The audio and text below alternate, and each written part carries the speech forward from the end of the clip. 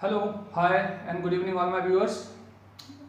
आज का टॉपिक जो आपको पढ़ाने जा रहा हूँ वो फंजाई के जनरल कैरेक्टर्स और उसके क्लासिफिकेशन से रिलेटेड कुछ इम्पॉर्टेंट इन्फॉर्मेशन आपके साथ शेयर करूँगा।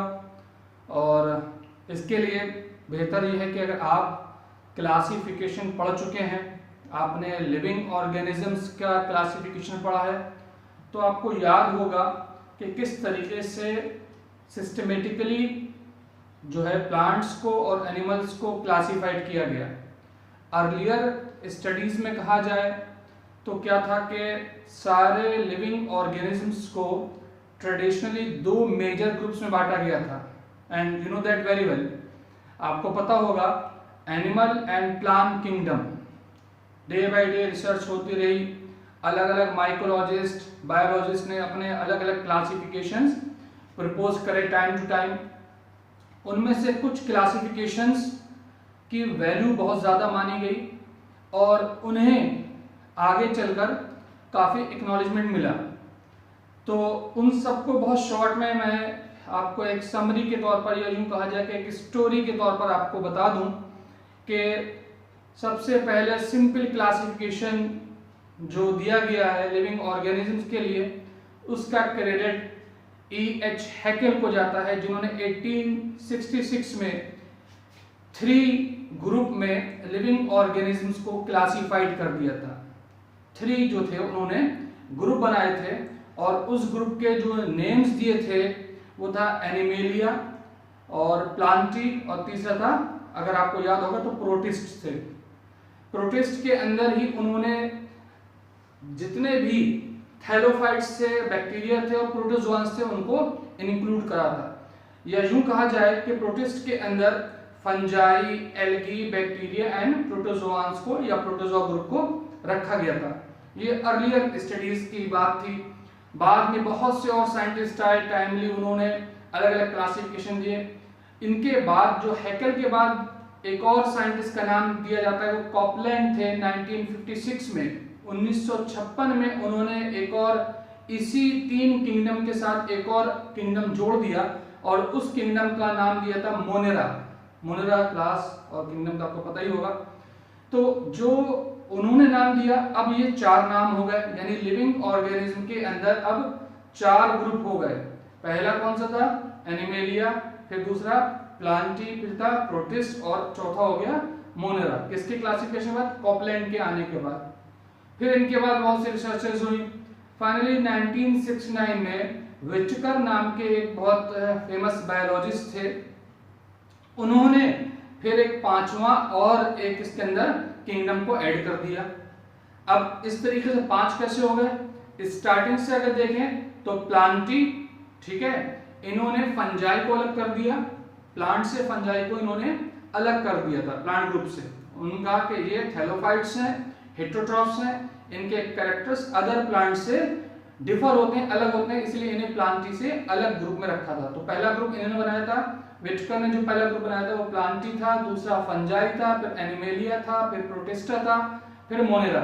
तो इस तरीके से 5 इन्होंने किंगडम्स बना दिए थे।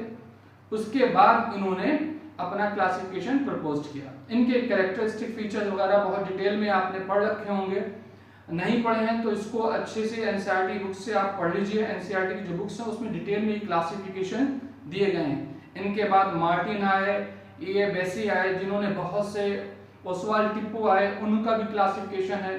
लेकिन जो सबसे इजी सिंपल क्लासिफिकेशन दिया गया वो एलेक्सोपोलस एंड मिम्स माइकोलॉजिस्ट थे, उनके अकॉर्डिंग जो क्लासिफिकेशन प्रपोज किया गया उसे most simple and most acceptable classification of fungi माना गया। उम्मीद है कि ये आपने पढ़ रखा होगा। ये जनरल हिस्ट्री बता रहा हूं आपको। हो सकता है कि कुछ बुक्स में साइंटिस्ट के जो ईयर्स हैं वो आगे पीछे हों, जो मैंने आपको ओरली बोले हैं, कभी कभी जहन में नहीं रहता ईयर्स, तो वो आप चेकआउट कर सकते हैं। अगर आपको ईयर्स वो सही मालूम है तो, अगर मैंने गलत बता दिए हैं तो आप अपने पास सही नोट करिएगा, ठीक है। तो बहरहाल मैं पूरे क्लासिफिकेशन को नहीं पढ़ाने वाला हूं आज, बहुत शॉर्ट में, बहुत जल्द, बहुत अच्छी इंफॉर्मेशन आपके लिए लेके आया हूं। चलिए आज का टॉपिक स्टार्ट करते हैं। Without any delay. उम्मीद है कि आप लोग अपने नोट्स बना रहे होंगे, आप पेन कॉपी लेके बैठिए। मैं पहले भी ऑलरेडी आपसे कह चुका हूं कि अगर आपको ये इंफॉर्मेशन, ये नोट्स बनाना है एकेडमिक पॉइंट ऑफ व्यू से, या एज वेल एज आप किसी भी कंपटीशन में पार्टिसिपेट करना चाहते हैं इन फ्यूचर, तो आपके लिए ये हेल्प कर सकते हैं। ठीक है, तो बहुत शॉर्ट में देखिए, यहाँ सबसे पहले मैंने पहले ही बताया था आपको, mycology means study of fungi और fungus is derived from a Latin word which means mushroom, जिसके मीनिंग जो है वो मशरूम होते हैं लैटिन लैंग्वेज के अकॉर्डिंग। और माइकोलॉजी जो टर्म डिराइव किया गया है उसका मतलब ये होता है स्टडी ऑफ मशरूम। देखिए mykes, MIKES, mykes is equal मैंने लिख रखा है, मतलब माइक्स के मीनिंग जो है वो मशरूम होता है, और logos another Latin word which means study. ठीक है, तो ये एक सिंपल तरीका है किस तरीके से आप माइकोलॉजी को डिफाइन कर सकते हैं, फंगस वर्ड का मीनिंग बता सकते हैं। अक्सर बहुत छोटी छोटी क्लासेस के अंदर मैंने देखा है कि बहुत से बच्चे, छोटी क्लास छोड़िए, मैंने कभी किसी कॉलेज के अंदर जब पढ़ाया तो मैंने बच्चों से पूछा था what is the difference between fungus and fungi, तो शायद उनका बेसिक कॉन्सेप्ट अच्छा नहीं था, या यूं कहिए कि मेरा एक्सपीरियंस अच्छा नहीं था। उन बच्चों को फंगस और फंजाई में डिफरेंस नहीं पता था। बहुत बेसिक सा डिफरेंस है। Fungus is a singular word, अगर एक के बारे में बात कही जाती है तो फंगस कहा जाएगा कि एस्परजिलस फंगस। ठीक है, Albugo is a rust fungus, white rust disease cause करता है। ठीक है, और टोटल अगर कहा जाए कि टोटलिटी में ओमाइसीटीज क्लास से कितनी फंजाई बिलोंग करती, fungi is a plural word, fungus singular और फंजाई प्लूरल है। बहुत सिंपल सी चीज है, बहुत से बच्चों के माइंड से स्लिप हो जाता है, नहीं ध्यान देते हैं बच्चे, नहीं उस पर फोकस नहीं कर पाते। तो बहरहाल come to the point, general characters मैंने लिख रखे हैं यहाँ पे आपके लिए, बहुत जल्दी से आप इसको नोट करिएगा, और मैं आपके लिए इन सारे जनरल कैरेक्टर्स को पढ़ के सुना रहा हूँ, आप चाहे नोट कर सकते हैं। पहला कैरेक्टर फंजाई के लिए ये रहा, कॉस्मोपॉलिटन एंड हेटेरोट्रॉफिक या एक्लोरोफिलस। कॉस्मोपॉलिटन का मतलब होता है फाउंड इन एवरीवेयर, यानी जहां पर भी लाइफ हो, जहां पर भी लिविंग ऑर्गेनिज्म जिंदा रह सकते हैं वहां पहुंच सकती है, फंजाई भी सर्वाइव कर सकती है। Cosmopolitan means found in everywhere. और हेटेरोट्रॉफिक का मतलब तो आपको मालूम है कि न्यूट्रिशन के लिए दूसरे लिविंग ऑर्गेनिज्म पर डिपेंड होना, इट मींस के हेटेरोट्रॉफिक है। ठीक है, और एक्लोरोफिलस भी, ठीक है ना, ये एक दूसरे से रिलेटेड होते हैं। Second point, main plant body इनकी माइसीलियम होती है। मेन प्लांट बॉडी, ये सब थैलोफाइट्स के मेंबर हैं। ठीक है, आई थिंक कि आपको पता होगा कि थैलोफाइट्स में कौन से प्लांट्स किए गए। ऐसे चलिए मैं बता देता हूँ। थैलोफाइट एक ऐसा ग्रुप बनाया गया था जिसके अंदर उन प्लांट्स को इंक्लूड कर दिया गया था जिनके अंदर root, stem and leaves present नहीं होते, या जो कहा जाए एब्सेंट होते हैं। ठीक है, रूट, स्टेम, लीव्स जिनमें नहीं होते वो सारे प्लांट्स थैलोफाइटा ग्रुप में प्लेस्ड करे गए थे। तो कभी कभी थैलोफाइटा या थैलस वर्ड आप सुने, इट मींस कि rootless, stemless and leafless plant body means thallus या थैलॉइड बॉडी। तो फिर से बताता हूं, मेन प्लांट बॉडी माइसीलियम होती है। ये माइसीलियम जो होता है इनका कंपोज्ड ऑफ हाइफी, बारीक बारीक से माइन्यूट थ्रेड्स होते हैं। हाइफल ब्रांचेस भी हो सकती हैं इसके अंदर, और ये अनब्रांच भी हो सकते हैं। तो बहुत से हाइफी मिलकर इसकी मेन प्लांट बॉडी यानी माइसीलियम का फॉर्मेशन करते हैं। बढ़ते हैं नेक्स्ट पॉइंट की तरफ। Cell wall is made of chitin और fungal cellulose. Cell wall is made of chitin या फंगल सेलुलोज की बनी होती है। अगला point, fourth, reserve food is in the form of glycogen and nutrition absorbing. इसके अंदर जो रिजर्व फूड मटेरियल होता है वो ग्लाइकोजन की फॉर्म में होता है मेनली, और इसके अंदर जब किसी भी होस्ट के अंदर ये इंटर करता है इसका माइसीलियम, तो माइसीलियम से नॉब लाइक या hook like nutrition absorbing structures निकलते हैं जिससे वो न्यूट्रिशन को सक कर लेता है लिविंग ऑर्गेनिज्म या होस्ट सेल से। माइसीलियम के अंदर न्यूट्रिशन पहुंचने का जो सोर्स होता है वो होता है हॉस्टोरिया। उस स्ट्रक्चर को हॉस्टोरिया बोलते हैं, HAUSTORIA या हॉस्टोरिया, जिससे कि कोई भी माइसीलियम या हाइफल ब्रांच होस्ट टिश्यूज से या होस्ट सेल से न्यूट्रिशन एब्सॉर्ब करेंगे, उस स्ट्रक्चर को हॉस्टोरिया कहते हैं। बढ़ते हैं अगले पॉइंट की तरफ। They are mostly parasites. होती हैं। मैंने पहले भी कहा था कि यूजफुल एक्टिविटीज भी बताऊंगा आपको बहुत जल्द, हो सकता है अगली क्लास में बता दूं। इकोनॉमिक इंपॉर्टेंस जब आपको फंजाई की पढ़ाऊंगा। फिलहाल यहाँ पर मैंने लिख रखा है दे आर मोस्टली पैरासाइट्स। अगर पैरासाइट्स हैं तो वो बहुत से ज्यादा डिजीज कॉजिंग होती है, पैथोजेनिक भी कहते हैं। सम आर सैप्रोफाइट्स, जैसे मैंने एक एग्जांपल लिख दिया पेथियम और Fusarium, but few are symbiotes, बहुत कम होते हैं सिम्बियोटिक रिलेशनशिप में, लेकिन उसमें भी मैंने एग्जांपल लिखा है आपके लिए यहाँ पर लाइकेन एंड माइकोराइजा। तो इस तरीके से जनरल जो कैरेक्टर्स हैं बहुत आसानी से आप अपने टेबल की फॉर्म बना के इसको याद कर सकते हैं। याद रखिएगा इन सारी चीजों को। नेक्स्ट पॉइंट मैंने लिख रखा है 6। अब बात आती है रिप्रोडक्शन की। All 3 types of reproduction takes place in fungi. कम होता है लेकिन बहुत सी फंजाई में तीनों तरह का रिप्रोडक्शन हो सकता है। तो अगर वेजिटेटिव रिप्रोडक्शन हो रहा है तो कौन कौन से मेथड्स होंगे वेजिटेटिव रिप्रोडक्शन के फंजाई के लिए? तो ये रहा, देखिए वेजिटेटिव रिप्रोडक्शन बाय फ्रेगमेंटेशन। मैंने एग्जांपल भी लिख रखा है इसमें, जो मोस्ट कॉमन एग्जांपल्स हैं। मेथड दिया है पहले, फ्रेगमेंटेशन एक मेथड होता है। राइजोपस, म्यूकर और एस्परजिलस अल्टरनेटली एक्सेट्रा के अंदर फ्रेगमेंटेशन की हेल्प से वेजिटेटिव रिप्रोडक्शन होता है फंजाई के अंदर। अगला जो मेथड है वेजिटेटिव रिप्रोडक्शन का that is fission. Fission means होता है बंटवारा, बाइफर्केशन। ईस्ट जो कि एक बहुत कॉमन फंगस है जिसको सैक्रोमाइसिस भी कहा जाता है, आपने सुना होगा नाम इसका। तो उसके अंदर फिशन से होता है बडिंग। तीसरा मेथड है वेजिटेटिव रिप्रोडक्शन का इसमें, वो ईस्ट और स्टिलाओ के अंदर भी होता है। ये एग्जांपल्स तौर पे हो गए आपके। अब बढ़ते हैं अगले पॉइंट की तरफ, एसेक्सुअल रिप्रोडक्शन। एसेक्सुअल रिप्रोडक्शन के मीनिंग आपको ऑलरेडी पता होंगे, अगर नहीं मालूम तो किसी दिन पूरा रिप्रोडक्शन टॉपिक आपको पढ़ाया जाएगा कि लिविंग ऑर्गेनिज्म के अंदर रिप्रोडक्शन कौन कौन से तरीके से और किस किस मेथड्स के थ्रू हो सकता है। अभी फोकस करते हैं 7 पॉइंट है asexual reproduction takes place by zoospores. बहुत कॉमन होते हैं, अगर फेवरेबल कंडीशन में स्पोर्स का फॉर्मेशन हो रहा है तो वो जनरली ज़ूस्पोर्स का फॉर्मेशन होता है। ज़ूस्पोर्स का एग्जांपल वैसे तो और भी बहुत से हैं, यहाँ पर मैंने लिख रखा है पाइथियम और फाइटोप्थोरा एक्सेट्रा। कोनिडिया या कोनिडियोफोर्स के थ्रू जो रिप्रोडक्शन होता है वो भी एसेक्सुअल रिप्रोडक्शन होता है, बहुत कॉमन मेथड है। एस्परजिलस के अंदर होता है, पेनिसिलियम के अंदर भी बहुत कॉमन है। एस्परजिलस की लाइफ साइकिल अगर आप पढ़ेंगे तो उसमें ये कोनिडिया कोनिडियोफोर्स के स्ट्रक्चर्स बनाए जाते हैं उसके अंदर। अगला जो मेथड है या अगले तरह के जो स्पोर्स हैं वो हैं क्लेमाइडोस्पोर्स अस्टिलागो के अंदर और एप्लानोस्पोर्स म्यूकर और राइजोपस एक्सेट्रा के अंदर पाए जाते हैं। ये सारे एसेक्सुअल रिप्रोडक्टिंग स्पोर्स आई थिंक कि आपने पढ़े होंगे। उम्मीद है कि आपको इस टॉपिक से बहुत हेल्प मिलेगी। अब आगे बढ़ते हैं लास्ट जनरल कैरेक्टर के हिसाब से जो पॉइंट मैंने यहाँ मेंशन करके that is sexual reproduction. Sexual reproduction जो होता है इसमें वो स्पेशली एडवांस टाइप का होता है जो कंप्लीट होता है 3 स्टेजेस के अंदर। यानी sexual reproduction completes into following 3 stages. First stage is plasmogamy. नाम याद है, प्लाज्मोगैमी। प्लाज्मोगैमी का मतलब होता है when 2 gametes of opposite strands come together और इनके बीच में जो प्रोटोप्लास्ट का फ्यूजन होता है, यानी fusion of protoplast is known as plasmogamy. बहुत शॉर्ट में इसको मैंने डिफाइन किया है। इट कंप्लीट्स, मैंने लिख रखा है 3 स्टेजेस हैं तीनों। प्लाज्मोगैमी मतलब fusion of protoplast of 2 gametes.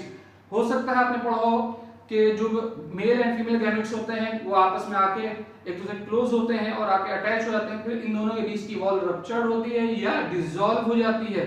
जैसे ही वॉल डिसॉल्व होती है तो सबसे पहले दोनों गैमेट्स का क्या मिल जाता है, प्रोटोप्लास्ट। इस स्टेज को यानी fusion of protoplast is known as plasmogamy. ये पहली स्टेज होती है सेक्सुअल रिप्रोडक्शन की फंजाई के अंदर, याद रखिए। Next stage after plasmogamy karyogamy takes place. Karyon means, याद आया कुछ वर्ड? कैरियन मींस होता है न्यूक्लियस, यानी जब 2 गैमीट्स के प्रोटोप्लास्ट आपस में फ्यूज हो गए तो उसके बाद क्या बचा? ऑफ कोर्स न्यूक्लियाई दोनों के फ्यूज हो जाएंगे और एक डिप्लॉयड जाइगोटिक न्यूक्लियस का फॉर्मेशन कर देंगे इस स्टेज पर। तो karyogamy takes place just after the plasmogamy. Plasmogamy is the first stage of sexual reproduction of fungi, याद रखिएगा। Second stage karyogamy. कैरियोगैमी क्या हुआ कि डिप्लॉयड न्यूक्लियस या डिप्लॉयड जाइगोटिक न्यूक्लियस का फॉर्मेशन हो जाता है कैरियोगैमी के बाद। जब कोई भी सेल डिप्लॉयड हो जाती है तो उसके बाद उसके अंदर कौन सा डिवीजन होगा? मियोसिस डिवीजन भी होता है। तो third stage of sexual reproduction in fungi is meiosis. Meiosis के अंदर, जिसको आप लोग रिडक्शन डिवीजन भी कहते हैं, reduction division takes place in the zygotic nucleus. Zygotic nucleus के अंदर फौरन ही मियोसिस या रिडक्शन डिवीजन स्टार्ट हो जाता है। तो ये 3 स्टेजेस के जरिए से या 3 फेजेस के जो है कंप्लीट होने के बाद सेक्सुअल रिप्रोडक्शन की प्रोसेस कंप्लीट होती है। और इसके बाद जब सेक्सुअल रिप्रोडक्शन कंप्लीट हो जाता है तो फिर फ्रूटिंग बॉडीज का फॉर्मेशन स्टार्ट हो जाता है। ठीक है, फ्रूटिंग बॉडीज के बारे में डिटेल में बताऊंगा, लेकिन अभी जनरल कैरेक्टर्स के लिए सिर्फ इतना ही। ये आपके फंजाई के मोस्ट इंपॉर्टेंट जनरल कैरेक्टर या कैरेक्टरिस्टिक फीचर्स यहाँ मैंने लिख रखे हैं। उम्मीद है कि आपको समझने में आसानी होगी। अब चलते हैं बोर्ड के दूसरी साइड पर। देखिए मैंने यहाँ मेंशन कर रखा है नेम ऑफ फंगल क्लासेस। बहुत इंपॉर्टेंट और मेजर क्लासेस के नेम्स यहाँ मैंने मेंशन कर रखे हैं। उनके कुछ कॉमन नेम्स के इस क्लास की फंजाई को जनरली किस नाम से जाना जाता है, लोकल नेम या कॉमन नेम क्या है, और अगर कोई उस क्लास का इंपॉर्टेंट फीचर है या कैरेक्टर है तो वो भी मैंने यहाँ आपके लिए लिखा है। जल्दी से पढ़ देता हूँ। पहले क्लास का नाम है मिक्सोमाइसीटीज। उम्मीद है कि आपने सुना होगा। जो इसके अंदर मोल्ड्स वगैरह आपने सुने, मोल्ड्स होते हैं, तो इस ग्रुप की सभी फंजाई को ट्रू स्लाइम मोल्ड्स कहा जाता है। इनकी जो प्लांट बॉडी होती है वो प्लाज्मोडियम लाइक या सूडो प्लाज्मोडियम लाइक की प्लांट बॉडी होती है। ठीक है, और इसका एक एग्जांपल मैंने यहाँ लिख रखा है ब्रैकेट मिक्सोमाइसीटीज के आगे, फाइसेरम या फाइसेरम भी प्रोनाउंस करते हैं इसको। नेक्स्ट क्लास की तरफ बढ़ते हैं काइटिडियोमाइसीटीज। काइटिडियोमाइसीटीज का जो मेंबर है जो मैंने ब्रैकेट में लिख रखा नाम एज एन एग्जांपल तो सिनकाइट्रियम मैंने मेंशन करा है। इसलिए करा है कि पिछली क्लास में मैंने इससे रिलेटेड या ये जो डिजीज कॉज करता है इसके बारे में बताया था। सिनकाइट्रियम इंडोबायोटिकम एक स्पीशीज थी जिससे वर्ट डिजीज ऑफ पोटैटो मैंने आपको लिखाई थी। तो इसको जनरली या इस क्लास के मेंबर्स को जनरली ब्लैक वर्ड्स कहा जाता है और ये मेंबर्स मोस्टली यूनिसेलुलर होते हैं। अगले क्लास को मैंने जो नाम लिखा है यहाँ पे वो है oomaicites। oomaicites बहुत इंपॉर्टेंट और बहुत कहते हैं कि इकोनॉमिकली इंपॉर्टेंट क्लास है फंजाई का, जिसके 2 एग्जांपल मैंने यहाँ लिख रखे हैं, फाइटोप्थोरा और एल्ब्यूगो। और इसकी जो खासियत है इस ग्रुप की कि इसमें जो सेक्सुअल रिप्रोडक्शन होता है वो oogamous टाइप का सेक्सुअल रिप्रोडक्शन होता है, लेकिन इसके जो गैमीट्स होते हैं वो नॉन मोटाइल या नॉन फ्लैजिलेटेड होते हैं। इनमें फ्लैजिला नहीं होंगे इनके गैमीट्स के अंदर। अगले ग्रुप की तरफ बढ़ते हैं जाइगोमाइसीटीज। जाइगोमाइसीटीज क्लास के 2 मेंबर्स के नाम मैंने लिख रखे हैं, राइजोपस और म्यूकर। सबसे ज्यादा इंपॉर्टेंट कैरेक्टर्स का यह है कि जाइगोस्पोर्स डेवलप होते हैं by the fusion of 2 gametangia, यानी 2 गैमेटेंजिया आपस में फ्यूज होकर जाइगोस्पोर्स का फॉर्मेशन कर रहे हैं। अगर किसी भी ग्रुप में आप पढ़ रहे हैं जाइगोस्पोर, इट मींस कि वो फंगस बिलोंग करेगा जाइगोमाइसीटीज से। अगले क्लास में पढ़ते हैं एस्कोमाइसीटीज। एस्कोमाइसीटीज को माना जाता है one of the largest class of the fungi. इसके अंदर बहुत से मेंबर्स हैं और बहुत से मेंबर्स इकोनॉमिकली इंपॉर्टेंट भी हैं और यूं कहा जाए कि हार्मफुल भी हैं। तो एस्परजिलस इसी ग्रुप का मेंबर है, एस्कोमाइसीटीज का पेनिसिलियम भी इसी का है, एरिसाइफिडी, पिजाइजा और एस्कोबुलस। इस ग्रुप को कॉमनली सैक फंजाई के नाम से जाना जाता है और इसका जो कैरेक्टरिस्टिक फीचर जो माना जाता है वो formation of ascospores and ascocarp माना जाता है। बढ़ते हैं अगले ग्रुप की तरफ। वैसे मैंने एस्कोमाइसीटीज का जो नाम है, किस तरीके से इसका नाम का मीनिंग निकाला जाता है वो लिख रखा मैंने। ग्रीक वर्ड है एस्कोमाइसीटीज जिससे ये बिलोंग किया गया है या लिया गया है। ग्रीक वर्ड एस्कस का मतलब होता है ब्लेडर और माइक्स मतलब फंजाई। ब्लेडर फंजाई भी इस ग्रुप के जो है, अगर आप कह दें कि कॉमन नेम एस्कोमाइसीटीज के मेंबर्स को ब्लेडर फंजाई कहा जाता है तो मुझे लगता है ये गलत नहीं होना चाहिए। नेक्स्ट बढ़ते हैं बेसिडियोमाइसीटीज क्लास, जो बहुत फेमस है। ये भी कहते हैं कि one of the largest class है फंजाई का और बेसिडियोमाइसीटीज से बहुत से इंपॉर्टेंट फंजाई बिलोंग करती हैं जिसके नाम मैंने यहाँ लिख रखे हैं, एस्टेरागो, पक्सिनिया, एगेरिकस, पॉलीमोरस एक्सेट्रा। इसका कैरेक्टरिस्टिक फीचर यूं कहा जाए कि इस ग्रुप की जो फंजाई होती है उसे मोस्ट एडवांस फंजाई माना जाता है और इसमें formation of basidiospores and fruiting body basidio carp का फॉर्मेशन होता है। ये जनरल कैरेक्टर या important feature of a particular class मैंने यहां मेंशन कर रखा है। नेक्स्ट बढ़ते हैं ड्यूटेरोमाइसीटीज जो क्लास है। इस क्लास की जो फंजाई है उसे फंजाई इम्परफेक्टाई कहा जाता है या इम्परफेक्ट फंगस इससे बिलोंग करते हैं। रीजन क्या है कि सेक्सुअल रिप्रोडक्शन इसके अंदर नहीं होता या होता है तो बेइंतहा रेयर होता है। इस ग्रुप या इस क्लास के दो मेंबर्स जो आपने सुने होंगे जिनका नाम पिछले क्लास में ही मैंने बताया था, फ्यूजेरियम एंड अल्टरनेरिया इस क्लास के इंपॉर्टेंट मेंबर्स हैं। तो ये आज का क्लास और उसके रिलेटेड जो इंफॉर्मेशन मैंने आपसे शेयर करी है, उम्मीद है कि आपको अच्छी लगेगी और आपके लिए बहुत ज़्यादा हेल्पफुल रहेगी। इसी उम्मीद के साथ अगली क्लास में मैं आपको फुल क्लासिफिकेशन के नोट्स या ओरल जो भी आपको बताऊंगा, वो अगला जो क्लासिफिकेशन जब पढ़ाऊंगा पूरा, तो फंगल क्लासिफिकेशन पढ़ाऊंगा डायरेक्ट आपको। जो क्लासिफिकेशन सबसे ज़्यादा एक्सेप्टेबल है वो पहले पढ़ाऊंगा। थोड़ी सी हिस्ट्री आज बताइए, उस दिन मैं पूरी डिटेल बता दूंगा आपको। हिस्टोरिकल जो भी एविडेंसेस हैं क्लासिफिकेशन से रिलेटेड या टेक्सोनॉमिकल स्टेटस से रिलेटेड फंजाई के, वो ज़रूर आपसे शेयर करूंगा। इसी उम्मीद के साथ हम आपसे फिर से मिलेंगे और अपने आप को सेफ रखें और अपना बहुत ध्यान रखिएगा। Good bye and good luck.